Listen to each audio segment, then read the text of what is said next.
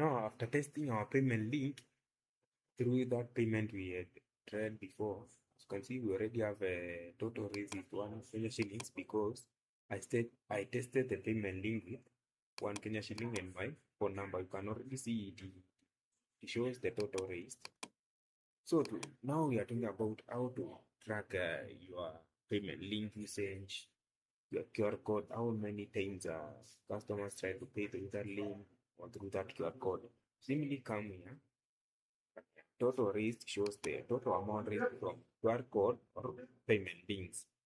Only come here, your payments and STK log section, where you will see the first part is for QR code stroke link payment logs. This is all the payments that come from your payment link from a specific link.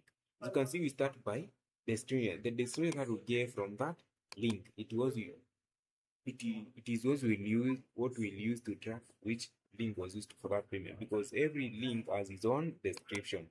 Already we can see the amount was 1 shillings, the phone number was which used the payment link, the type of payment link it's linked. If it's a QR code, it will show as QR. So here down below we have STK prompt audit logs. This is the log from all your account.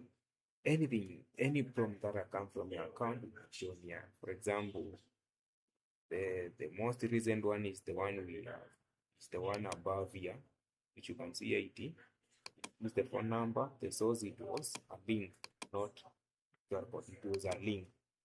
The other one is for test. The one we initiated earlier when we were testing our product. So that's how you can track how much your payment links or QR code have been used. On the dashboard, seeing the total amount raised from those links and QR codes.